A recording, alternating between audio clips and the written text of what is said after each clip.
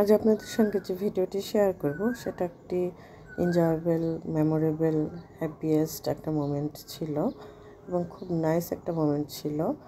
আর সেটা হচ্ছে আমার ননদের ছেলে যখন ফার্স্ট টাইম পড়াশোনা করার জন্য অস্ট্রেলিয়া যায়, তখন আমি বলেছিলাম যে তুমি যখন প্রথমবার ছুটিতে আসবা তখন আমি তোমাদের সকল ভাই বোনদের জন্য একটা খাবারের ডালা রেডি করে দেব, যাতে তোমরা খুব এনজয় করে খেতে পারো বা সেই মোমেন্টটা তোমরা খুব এনজয় করতে পারো। তো সেই জন্যই আর কি ও যখন ফার্স্ট টাইম ছুটিতে আসলো তখন আমি এই ডালাটা রেডি করেছিলাম। তো এই ডালাটা রেডি করতে সেদিন আমি কী রান্না করেছিলাম এবং কীভাবে ডালাটা সাজিয়েছিলাম সেটা দেখতে পুরো ভিডিও জুড়েই থাকতে হবে। তো প্রথমে আমি এখানে 4টা আস্ত মুরগি নিয়ে নিলাম। এটা হলো দেশি মুরগি ছিল, মানে কক ছিল। তো আমি খুব ভালোভাবে পরিষ্কার করে নিয়ে পানি ছড়িয়ে নিয়ে তাতে লবণ মেখে রাখলাম প্রায় 10-15 মিনিটের মতন। এটাকে ম্যারিনেট হতে দিয়ে আমি চলে গেলাম মশলা রেডি করতে। আমি একটা ব্লেন্ডার জারে কিছু পেঁয়াজ কুচি নিয়ে নিলাম এবং কিছু কাঁচামরিচ নিয়ে নিলাম। এখানে প্রায় 15-20টা মতন কাঁচামরিচ রয়েছে এবং কিছু কাঠবাদাম দিয়ে দিলাম। দিয়ে আমি এটাকে খুব ভালোভাবে একটু ব্লেন্ড করে একটা সাইডে রেখে দিলাম। তারপর একটা বড় প্যানে আমি পর্যাপ্ত পরিমাণ তেল নিয়ে নিলাম। আর তেলটা গরম হতে হতে আমি মুরগির পাগুলো একটু বেঁধে নিলাম, কারণ মুরগির পাগুলো ছড়িয়ে যায় তেলের মধ্যে দেওয়ার সাথে সাথে, সেই জন্য আমি একটু সুতো দিয়ে এগুলো একটু বেঁধে নিলাম। তারপরে আমি তেল গরম হয়ে আসলে তাতে আমি দিয়ে দিলাম পেঁয়াজ কুচি। আমি এই পেঁয়াজগুলোকে এখন বেরেস্তা করে নেব। পেঁয়াজটা বেরেস্তা করে নিয়ে তারপর আমি এটাকে উঠিয়ে নিলাম। বেরেস্তাটা যখন হালকা ব্রাউন কালার হতে শুরু করবে তখনই উঠিয়ে ফেলতে হবে, তা না হলে পেঁয়াজের রঙটা কালো হতে শুরু করবে, তখন এটা খেতে ভালো লাগবে না, তেতো লাগবে। তাই হালকা যখন ব্রাউন কালার হতে শুরু করবে তখন এটাকে উঠিয়ে নিতে হবে। তারপর সেই তেলের মধ্যে আমি একটু ঘি দিয়ে দিলাম। প্রায় এখানে 2 চামচের মতন ঘি রয়েছে, আমি এখানে একটু ঘি দিয়ে দিলাম। ঘিটা গলে আসলে আমি এতে সেই যে ম্যারিনেট করে রেখেছিলাম লবণ দিয়ে মুরগিগুলো আর কি, সেগুলোকে আমি একটা একটা করে ভেজে নেব। যেহেতু আমার হাঁড়িটা ছোট, সেজন্য আমি একটা একটা করে উল্টে পাল্টে চারপাশ থেকে আমি মুরগিটাকে খুব ভালোভাবে একটু ভেজে নেব। তো এইভাবেই আমি প্রত্যেকটা মুরগি খুব ভালোভাবে ভেজে নিলাম। একদম 4টা মুরগি আমি এভাবেই একটা একটা করে সবগুলো মুরগি ভেজে নিলাম। ভেজে নিয়ে এগুলো এখন আমি একটা জায়গায় তুলে রাখলাম। এখন সেই তেলের মধ্যে আমি দিয়ে দিলাম এই যে ব্লেন্ড করে রাখা পেঁয়াজ, কাঁচামরিচ এবং কাঠবাদামের পেস্টটা, সেটা দিয়ে দিলাম। এটা দিয়ে এখন খুব ভালোভাবে এটাকে আমি অনেকটা সময় নিয়ে ভেজে নেব। এটা ভাজতে ভাজতে যখন একদম তেল উপরে চলে আসবে এরকম, তখন আমি এখানে আদা রসুনের পেস্টগুলো দিয়ে দিব। এখানে আদা রসুনের পেস্টটা আমি এখন এই মশলার সাথে অনেকটা সময় নিয়ে ভেজে নেব। আদা রসুনের কাঁচা গন্ধটা যে পর্যন্ত চলে না যায় সেই পর্যন্ত এটাকে ভেজে নিতে হবে। যখন আদা রসুনের কাঁচা গন্ধটা চলে যাবে তখন এর মধ্যে দিয়ে দিতে হবে ব্লেন্ডারে যে আমি পেস্ট করে রেখেছিলাম, সেই ব্লেন্ডারটা ধুয়ে আমি এখানে একটু সামান্য পরিমাণ পানি দিয়ে দিলাম।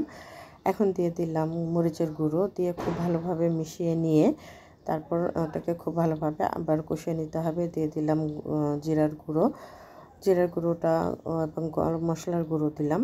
দিয়ে খুব ভালোভাবে এটাকে মিশিয়ে নিতে হবে। দিয়ে দিলাম স্বাদমতো লবণ, খুব ভালোভাবে মিশিয়ে নিতে হবে। দিয়ে দিলাম টক দই, এখানে আমি 3 কাপের মতন টক দই দিয়ে দিলাম। দিয়ে খুব ভালোভাবে এটাকে মিশিয়ে নিতে হবে এবং খুব ভালোভাবে কষিয়ে নিতে হবে। অলরেডি আপনারা দেখে বুঝতে পারছেন যে এই মশলাটা কতটা ক্রিমি হয়েছে, মানে দেখেই ভীষণ লোভনীয় লাগছিল এবং এটা আসলে ভীষণই টেস্টি হয়েছিল খেতে, কারণ যারা যারা খেয়েছে প্রত্যেকেই বলেছে খুবই মজা হয়েছিল। যাই হোক, আমি এখন এর মধ্যে দিয়ে দিচ্ছি টমেটো সস। এখানে প্রায় 3 থেকে 4 চামচের মতন টমেটো সস আছে, এই পুরোটাই আমি এখানে দিয়ে দিলাম। এখন সব কিছু খুব ভালোভাবে অনেকটা সময় নিয়ে কষিয়ে নেব। কষাতে কষাতে যখন তেল উপরে চলে আসবে তখন আমি এই যে ভেজে রাখা চিকেনগুলো দিয়ে দিলাম। আমার কাছে মনে হচ্ছিলো হাঁড়িটা ছোট হয়ে যাবে, আমি আসলে কোনোভাবেই নাড়াচাড়া করতে পারছিলাম না। আমি হাত দিয়ে তারপরে নেড়ে দিচ্ছিলাম, উল্টে পাল্টে দিচ্ছিলাম, কিন্তু আমার এটা আসলে হচ্ছিলই না। তারপরে আমি কোনোভাবে এটাকে নাড়তে পারছিলাম না একদম। আর যেহেতু এখন এটা গরম হয়ে গিয়েছিল, ধরতেও পারছিলাম না। তারপর আর কি করব, আমি যখন নাড়তেই পারছিলাম না তখন আমি পুরো হাঁড়িটাই চেঞ্জ করে দিলাম, একদম হাঁড়ি সহ আরেকটা হাঁড়িতে ঢেলে দিলাম। এই হাঁড়িটা মোটামুটি বড় ছিল, তারপর আমি এই হাঁড়িটার মধ্যেই এখন সম্পূর্ণটুকু ঢেলে দিয়ে, ঢালাটাও বেশ কষ্টসাধ্য ছিল এবং প্রচণ্ড গরম ছিল এবং প্রচণ্ড তাপ লাগছিল। তারপরেও খুব কষ্ট করে হলেও ঢেলে দিলাম। ঢেলে দেওয়ার পরে আমি এখন খুব সুন্দরভাবে একটু নাড়তে পারছিলাম। এখন খুব ভালোভাবে উল্টে পাল্টে আমি সবগুলোকে রান্না করে নিচ্ছিলাম, অর্থাৎ কষিয়ে নিচ্ছিলাম। এখনও কিন্তু এটা কষানোর পর্যায়ে রয়েছে, এখনও আমি এটাকে কষিয়ে নিচ্ছি।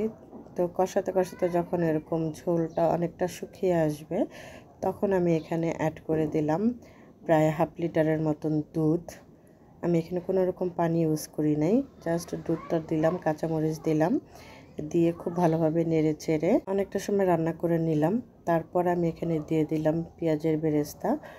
বেরেস্তার মধ্যে আমি সামান্য চিনি মিক্স করে দিয়েছিলাম, এতে নাকি ফ্লেভারটা অনেক ভালো আসে, আসলে খুব ভালো আসে।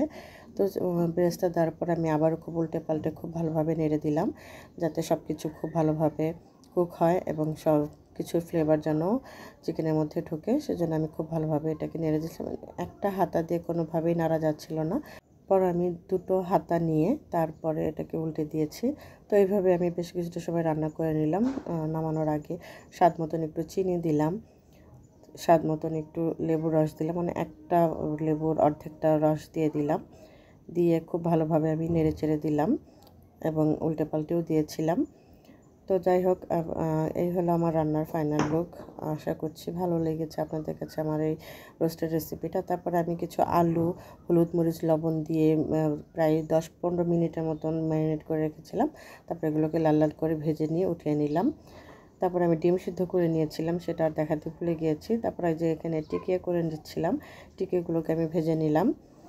টিকিয়াগুলোকে ভেজে নেওয়ার পর আমি এখানে পোলাও যেটা রান্না করেছিলাম, সেই পোলাওর মধ্যে আমি সামান্য একটু ফুড কালার দিচ্ছিলাম এবং এটা আমি বিভিন্ন জায়গায় ছড়িয়ে ছিটিয়ে দিচ্ছিলাম, যাতে কোনোটা মানে কালারফুল হয় বা কোনোটা সাদা হয়। তো এখন আমি সব কিছু রান্না করে নিয়ে চলে গেলাম ননদের বাসায়। গিয়ে পরের ওই যে থালা ভর্তি করে আমি পোলাও তুলে নিলাম। তুলে নিয়ে তারপরে এই যে রোস্টগুলো দিয়ে দিলাম, রোস্টের মাঝখানে ডিমগুলো দিয়ে দিলাম, তারপর চারপাশ থেকে আলু এবং টিকিয়াগুলো সাজিয়ে দিলাম, তারপর ডিমগুলোও সাজিয়ে দিলাম। তারপরে আমি শসাগুলো গোল গোল করে কেটে রেখেছিলাম এবং আমার জা এবং আমার ননদের মেয়ে খুব সুন্দর করে শসা দিয়ে ডিজাইন করেছিল ফুলের মতন, সেগুলো দিয়ে দিল। আসলে আমার এই ফুলের ডালা, এই খাবারের ডালাটা সম্পূর্ণটাই সাজিয়েছে আমার ননদের মেয়ে, আলহামদুলিল্লাহ। তারপর লেবু দিয়ে খুব সুন্দর করে একটা ডিজাইন করেছিল, আপনারা অলরেডি দেখতেই পাচ্ছেন। তারপর ডিমগুলোকে মাঝখান থেকে কেটে এভাবে টিকিয়া এবং আলুর মাঝখান থেকে দিয়ে দেওয়া হলো এবং শসাগুলোকে গোল গোল করে কেটে এভাবে সাজিয়ে দেওয়া হলো ডিমের পাশেই। তারপর রোস্টটাকে একটু ড্রাই মনে হচ্ছিলো, তাই একটু ঝোল দিয়ে দিল এবং মাঝখানে যে অবশিষ্ট ডিমগুলো রয়ে গিয়েছিল সেগুলো দিয়ে দিল। তারপরে উপর দিয়ে বেরেস্তা ছিটিয়ে দেওয়া হলো।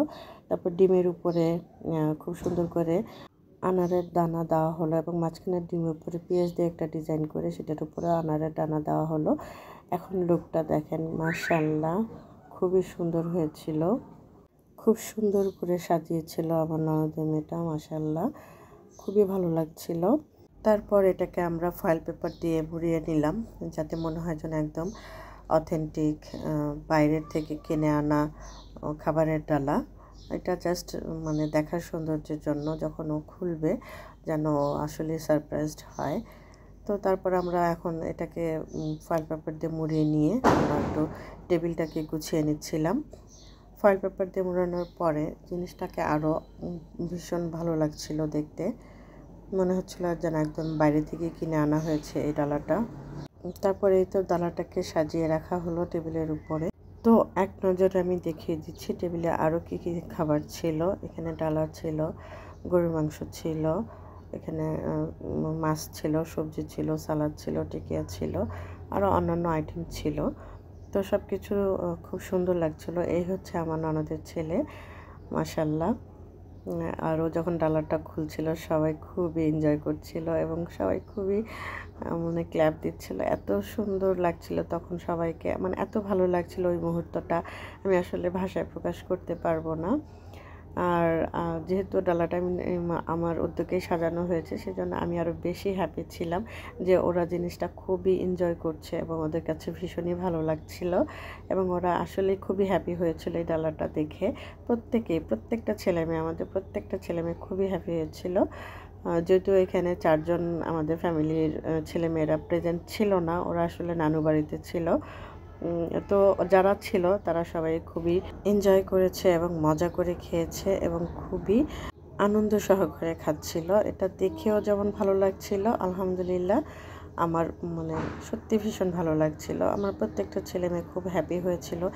এটা দেখে যে আমি মানসিক তৃপ্তিটা পেয়েছিলাম সেটা আসলে বলার মতো না। আসলে আমি এটা করেছি ওদের জন্য, ওদের খুশির জন্য, ওদের ভালো লাগার জন্য। তো ওরা ভীষণ খুশি হয়েছে এবং ওদের ভীষণ ভালো লেগেছিল। তো আমার মানে পরিশ্রমটা সার্থক হয়েছে, আলহামদুলিল্লাহ। ওরা সবাই খুব মনোযোগ দিয়ে খাচ্ছিল এবং খুব মানে আনন্দ করছিল। এটা সেদিনের সত্যিই খুবই মেমোরেবল একটা ডে ছিল আমাদের জন্য। শুধু বাচ্চারা না, অন্যান্য ফ্যামিলি মেম্বাররাও এনজয় করছিল।